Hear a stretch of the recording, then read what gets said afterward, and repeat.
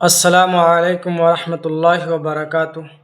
میں اطہر غازی آپ تمام احباب کا آپ کے اپنے ہی YouTube channel Ghazi online پر بہت بہت خیر مقدم کرتا ہوں اور ویلکم کہتا ہوں۔ امید ہے کہ آپ تمام احباب خیریت سے ہوں گے۔ دوستو، ہماری اور آپ کی ملاقات کچھ دنوں کے بعد ہو رہی ہے۔ دراصل میں کسی الجھن میں پھنس گیا تھا، جس کی وجہ سے ایک دو ویڈیوز نہیں بنا پایا، تو خیر بہر کیف انشاءاللہ آج سے پھر ریگولر ویڈیو لائیو اور ریکارڈڈ آپ کی خدمت میں پیش کی جائیں گی۔ آپ سے درخواست ہے کہ وقت متعینہ 8:30 بجے لائیو دیکھ سکتے ہیں۔ تو خیر بہر کیف چلیے، ہفتے میں 3 دن میٹرک کے اردو درخشاں اردو حصہ دوم یعنی سوموار، بدھ، جمعہ، اور ہفتے میں 2 دن اتوار اور منگل کو آپ دیکھ سکتے ہیں انٹر کہکشاں اردو حصہ دوم۔ بہرکیف آج سوموار کا دن ہے، تو لہذا آج ہم پیش کر رہے ہیں آپ کو میٹرک کا یعنی درخشاں اردو حصہ دوم۔ سبق آپ کا ہے، مضمون کا بیان چل رہا ہے، سر سید احمد خاں کا عنوان ہے۔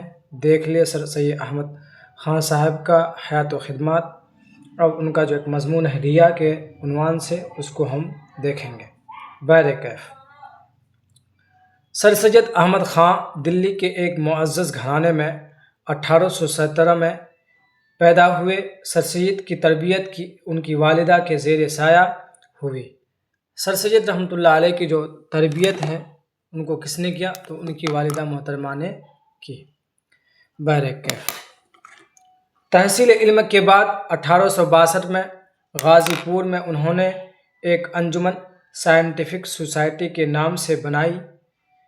1869 میں سر سید انگلستان گئے۔ واپس آ کر انہوں نے تہذیب الاخلاق نام سے ایک رسالہ جاری کیا، جس میں سماجی، تہذیبی اور ادبی مضامین شائع ہوتے تھے۔ سر سید احمد خاں نے علی گڑھ میں ایک اسکول کھولا، جو 1878 عیسوی میں محمدن اینگلو اورینٹل کالج بنا اور پھر علی گڑھ مسلم یونیورسٹی کی شکل میں ابھر کر سامنے آیا۔ اسی کے بعد 1878 عیسوی میں سید احمد خاں کو سر کا خطاب ملا، جو ان کے نام کا ایک حصہ بن گیا۔ سر سید احمد خاں کی تصانیف آثار السنادید اور اسباب بغاوت ہند خاص طور پر اہمیت رکھتی ہیں۔ یعنی ان کی جو 2 کتاب ہے، آثار السنادید اور اسباب بغاوت ہند۔ اسباب بغاوت ہند ان کے بارے میں یہ کہ صرف 2 چھپی تھی، یہ ایک برطانیہ حکومت کو دیا گیا تھا اور ایک یہاں پہ۔ بہرکیف اردو کی نئی علمی نثر کی بنیاد ڈالنے کے ساتھ ساتھ سر سید نے اردو میں مختصر مضمون نگاری کو فروغ دیا۔ لمبی تحریروں کی بجائے چند صفحات میں کام کی باتیں کہنے کا فن سر سید نے عام کیا۔ سر سید کی نثر میں وہی وزن اور وقار ہے جو ان کی شخصیت میں تھا۔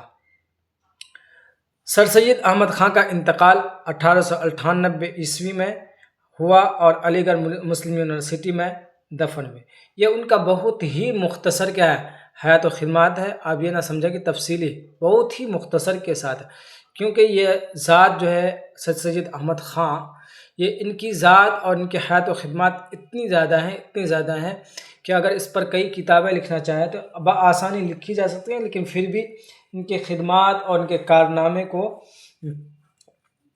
اور ان کی خوبیوں کو، ان کے کمالات کو جمع نہیں ہو پائے گا اس میں۔ بہرکیف یہ بہت بڑی شخصیت اور بہت ہی مرتبے کے حامل تھے، اور یہ جو آپ کو 2-4-5 لائن میں سمیٹ دیا ہے، یہ بہت ہی اختصار کے ساتھ ان کا حیات و خدمات کا ذکر ہے۔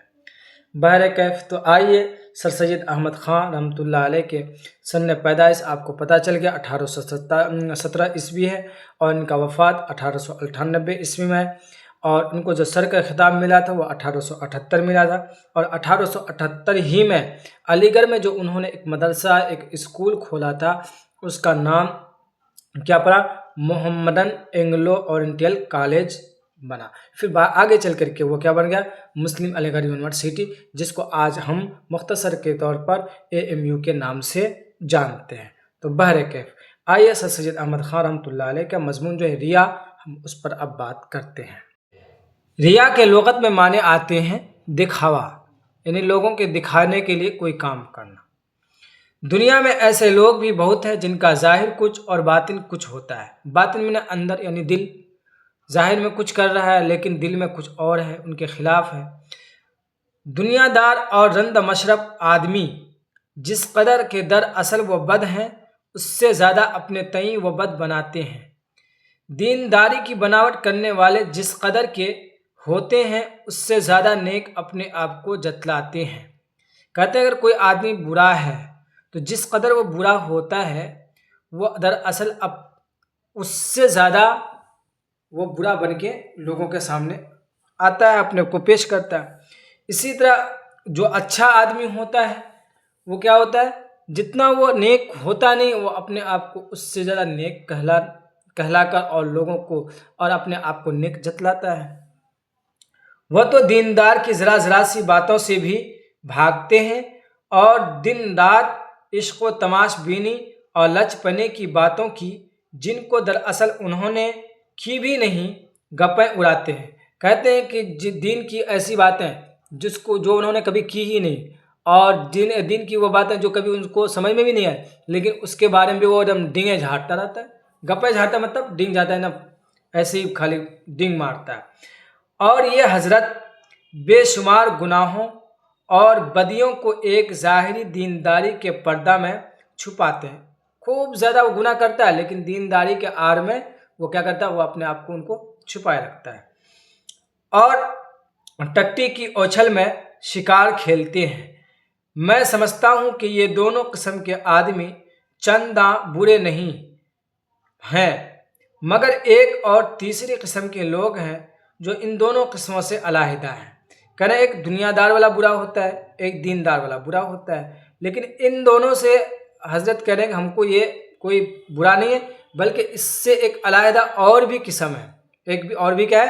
قسم ہے، اور انہی کا کچھ ذکر میں اس تحریر میں کرنا چاہتا ہوں۔ ان کی بناوٹ ایک اور ہی عجیب قسم کی ہے۔ وہ اپنی بناوٹ سے دنیا کے لوگوں ہی کو فریب نہیں دیتے، بلکہ اکثر خود آپ بھی دھوکہ میں پڑتے ہیں۔ وہ بناوٹ خود ان کے دل کے حال کو چھپاتی ہے۔ جس قدر کہ در حقیقت وہ نیک ہیں، اس سے زیادہ ان کو نیک جتاتی ہے۔ پھر تو وہ لوگ یا اپنی بدیوں پر خیال ہی نہیں کرتے یا ان بدیوں کو نیکیاں سمجھتے ہیں۔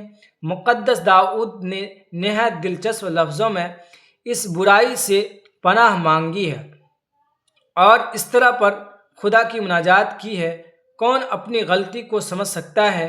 تو ہی مجھ کو میرے پوشیدہ عیبوں سے پاک کر۔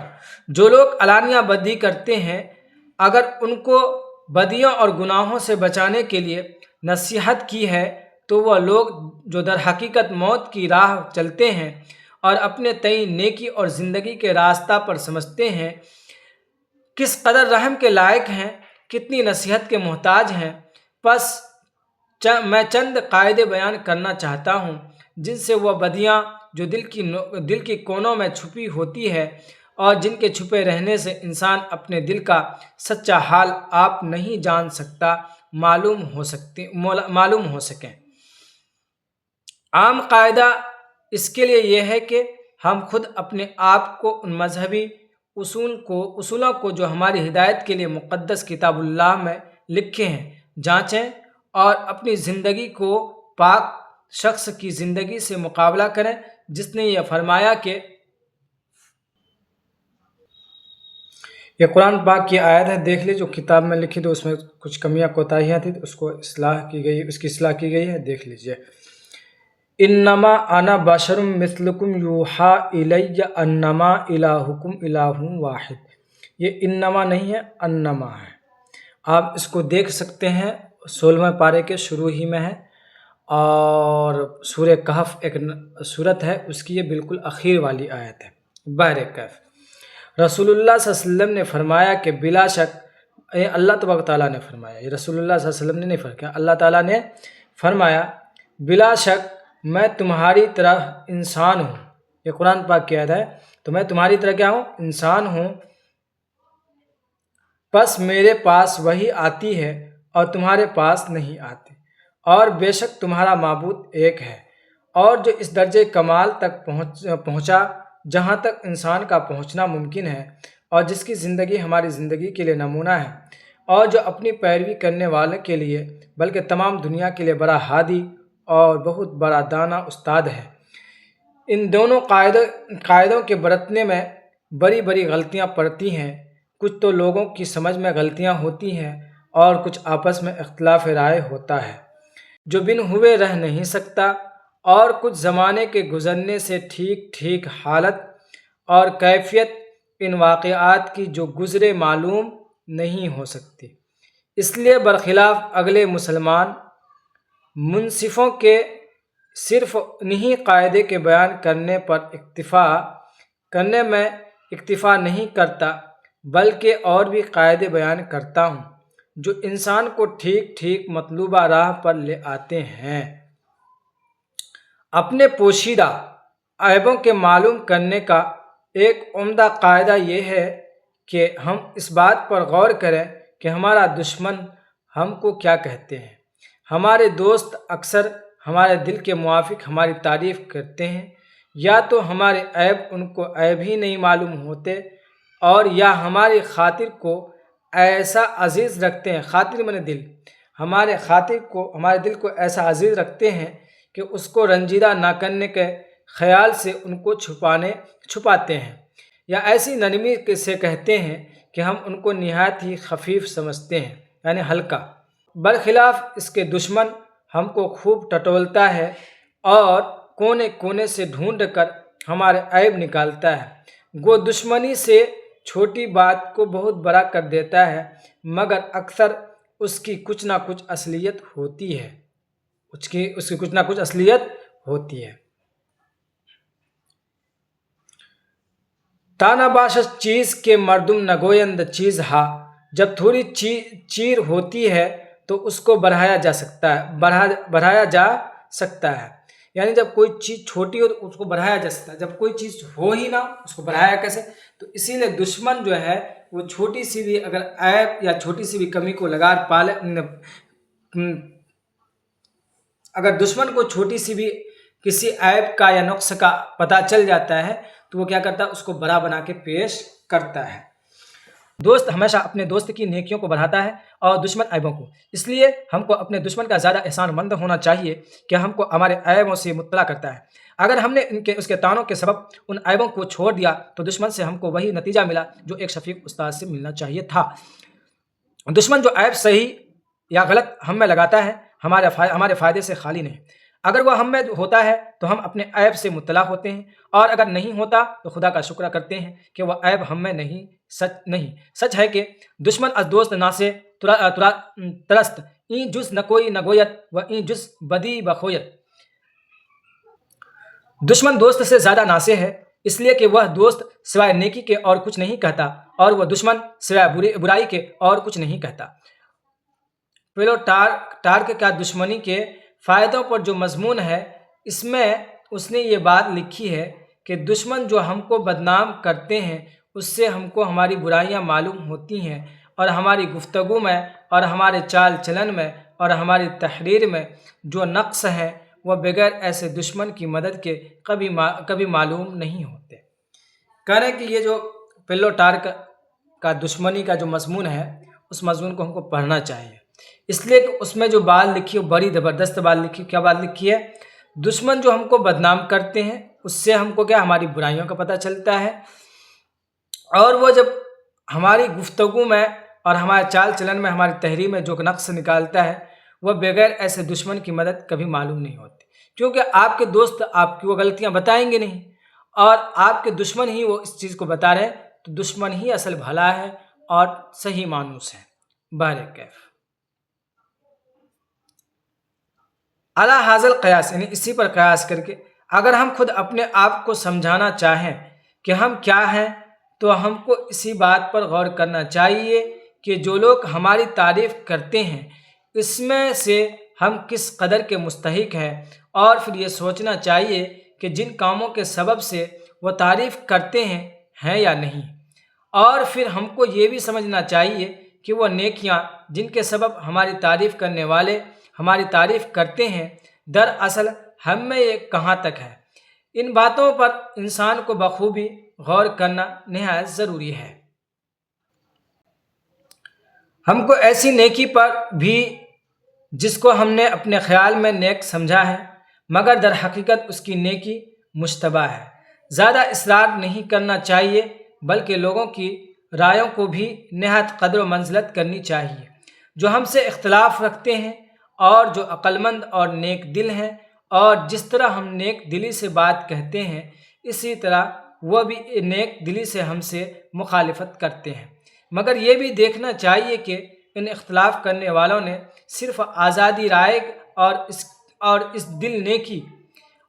دلی نیکی سے جس کے سرچشمہ کی سود قدرت نے ہر ایک انسان کے دل میں کھولی ہے اختلاف کیا ہے، یا کسی بیرونی دباؤ یا پابندی، رسم و رواج اور تعصب اور تقلید نے ان کے دل کو پھیرا ہے، کیونکہ اگر یہ پچھلی بات اختلاف رائے کا سبب ہو تو وہ نہایت ہی بے قدر ہو جاتی ہے۔ جہاں ہم کو دھوکہ کھانے کا احتمال ہے وہاں ہم کو نہایت ہوشیاری اور بہت خبرداری سے کام کرنا چاہیے۔ حد سے زیادہ سرگرمی اور تعصب اور کسی خاص فرقے کو یا کسی خاص رائے کے لوگوں کو برا اور حقیر سمجھنا، یہ ایسی باتیں ہیں جن سے ہزاروں آفتیں پیدا ہوتی ہیں۔ وہ فی نفسی نہایت ہی بری ہے، گو کہ وہ ہم سے کمزور دل آدمیوں کو اچھی معلوم ہوتی ہیں، مگر اس پر بھی خیال رکھنا چاہیے کہ ایسے لوگ بھی دنیا میں ہیں جو دینداری اور نیکی کے لیے نہایت مشہور ہیں، مگر نہایت ہی لغو اور نرے شیطانی اصولوں کو نیکی سمجھ کر اپنے دلوں میں اس کی جڑ گاڑ دی ہے۔ میں اس بات کو اقرار کرتا ہوں کہ میں نے آج تک کوئی ایسا عقلمند اور انصاف پسند شخص نہیں دیکھا جس میں پوری یہ سب باتیں ہوں اور پھر بھی گناہ سے پاک ہو۔ اسی طرح ہم کو ان کاموں سے بھی ڈرنا چاہیے جو انسان کے کمزور دل کی قدرتی بناوٹ سے یا کسی خاص شوق سے یا کسی خاص تعلیم کے اثر سے یا کسی اور سبب سے ہوتی ہے جس میں ہمارا دنیاوی فائدہ ہے۔ ایسی حالت میں انسان کی سمجھ نہایت آسانی سے حق بات کی طرف سے پھر جاتی ہے اور اس کا دل غلطی کی طرف مائل ہو جاتا ہے، اور یہی باتیں ہیں جن کے سبب سے تعصب اور ہزاروں غلطیاں اور پوشیدہ برائیاں اور لامعلوم عیب انسان کے دل میں گھس جاتے ہیں۔ جس کام کے کرنے میں عقل کے سوا اور جذبوں کی بھی ترغیب ہو اس کے کرنے میں عقلمند آدمی کو ہمیشہ ڈرنا اور ہمیشہ اس پر شبہ کرنا چاہیے کہ ضرور اس میں کوئی نہ کوئی برائی چھپی ہوئی ہوگی۔ ان اصولوں پر اپنے خیالوں کو جانچنا اور اپنے دل کو ٹٹولنا اور دل کے تاریک جذبوں کو ڈھونڈنا ہمارے لیے اس سے بڑھ کر کوئی چیز مفید نہیں ہے۔ اگر ہم اپنے دل میں ایسی مضبوط نیکی بٹھانی چاہیں جو قیامت کے دن ہمارے کام آوے، جس دن کے ہمارے بھیدوں کو جاننے والا ہمارے دل کو جانچے گا، جس کی عقل اور انصاف کی کچھ انتہا نہیں، تو ان اصولوں پر چلنے سے بہتر ہمارے لیے کوئی راہ نہیں۔ ہمارے بانی اسلام نے جب ہم کو یہ سکھایا کہ خدا ہر جگہ حاضر و ناظر ہے، ہمارے دل کے چھپے بھیدوں کو جانتا ہے، تو اس نے کس خوبی اور خوبصورتی سے اس ریاکاری کی برائی ہم کو بتلا دی جس سے انسان دنیا کو دھوکہ دیتا ہے اور خود اپنے آپ کو ہی فریب میں ڈالتا ہے۔ داؤد علیہ السلام نے بھی اپنی مناجات میں اس ریاکاری کے خوف کو جس سے انسان خود اپنے آپ کو دھوکہ دیتا ہے نہایت دلچسپ لفظوں میں ادا کیا ہے، جہاں اس نے کہا ہے کہ اے خدا مجھ کو جانچ، میرے دل کی تہ کو ڈھونڈ، میرے خیالوں کو دیکھ، مجھ کو بخوبی پرکھ کہ مجھ میں کس برائی نے راہ کی ہے، اور مجھ کو ایسی راہ پر لے چل جو ہمیشہ کو قائم رہے۔ اس مضمون کا خلاصہ یہ ہے کہ ریاکاری اچھی بات نہیں ہے، ریاکاری سے ہم سب کو پرہیز کرنا چاہیے۔ اور اس ریاکاری میں ایک خاص طور پر سر سید رحمۃ اللہ علیہ نے یہ بتایا کہ آدمی کو اگر بہتر بننا ہے، اچھا بننا ہے، تو ان کو کیسے آدمی کی ضرورت ہے، دوست کی یا دشمن کی؟ تو کہتے ہیں کہ اگر آپ اپنی اصلاح کرانا چاہتے ہیں اور اپنے اندر میں کمال پیدا کرنا چاہتے ہیں، اپنے عیبوں کو دیکھنا چاہتے ہیں ہمارے اندر کیا کمیاں ہیں، تو اس کے لیے آپ کو دشمن کی زیادہ ضرورت ہے، نہ کہ دوست کی۔ کیونکہ دوست جو ہوتا ہے آپ کے کبھی دل کی خوشی کے لیے، کبھی دوستی کے آڑ میں کسی اور وجہ سے وہ آپ کو آپ کی عیب اور نقص کو نہیں بتاتا ہے، چھپا دیتے ہیں، بیان نہیں کرتا آپ سے، نہیں کہتا آپ کو۔ لیکن آپ کے جو دشمن ہے وہ آپ کی چھوٹی چھوٹی بات کو، چھوٹی چھوٹی عیبوں کو، ان کو بھی وہ کیا کرتا ہے، بڑا بڑا بنا کر پیش کرتا ہے، جس سے آپ کو یہ پتہ چلتا ہے کہ آپ میں کیا کمیاں ہیں، کیا کوتاہیاں، کیا غلطیاں ہیں، کیا نقص ہے، جس کی آپ اصلاح کر کے اپنے آپ کو باکمال بنا سکتے ہیں اور اپنے آپ کو اچھا اور بہتر بنا سکتے ہیں۔ آپ کے اندر جو کمیاں ہوں گی اس کی اصلاح کر سکتے ہیں۔ تو آدمی کو اگر بہتر بننا ہے، اچھا بننا ہے، باکمال بننا ہے، تو اس کے لیے دوست سے کہیں زیادہ دشمن کی ضرورت ہے۔ البتہ دشمن بنانا نہیں کسی کو، اگر کوئی بن جائے خود تو ان کا شکریہ ادا کرنا چاہیے کہ وہ آپ کو آپ کی عیبوں پر کیا کر رہا ہے، اطلاع دے رہا ہے، کم سے کم دشمنی ہی میں صحیح۔ تو وہ آپ کا دشمن نہیں، دراصل وہ آپ کا احسان مند ہے کہ وہ آپ کو آپ کی برائی کو بتا رہا ہے اور ڈھونڈ کر کے بتا رہا ہے۔ وہ اپنا کام کاج چھوڑ کر کے ایک دم اسی میں لگا ہوا ہے کہ وہ آپ کو آپ کے عیبوں کو بتائے۔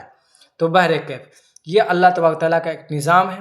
تو بہرکیف دشمن جو ہے آپ کے اگر زندگی میں ہے، اور یہ زندگی کوئی بری چیز نہیں بلکہ وہ آپ کو بہتر بنانے کے لیے۔ تو بہرکیف اللہ پاک سے دعا کریں کہ اللہ پاک ہم سب کو اب باکمال بنائے، ہمارے اندر میں جو عیبیں ہیں ان کو اصلاح فرمائے اور ان کو اصلاح کرنے کی ہم سب کو توفیق عنایت فرمائے۔ بہرکیف تو آئیے ہم اس سبق کو یہیں پر رکھتے ہیں، آئندہ پھر انشاءاللہ ہم دوسرے سیشن میں دوسرے سبق کے ساتھ آپ سے جلدی ہی ملاقات کرتے ہیں۔ تب تک کے لیے خدا حافظ۔ السلام علیکم ورحمۃ اللہ وبرکاتہ۔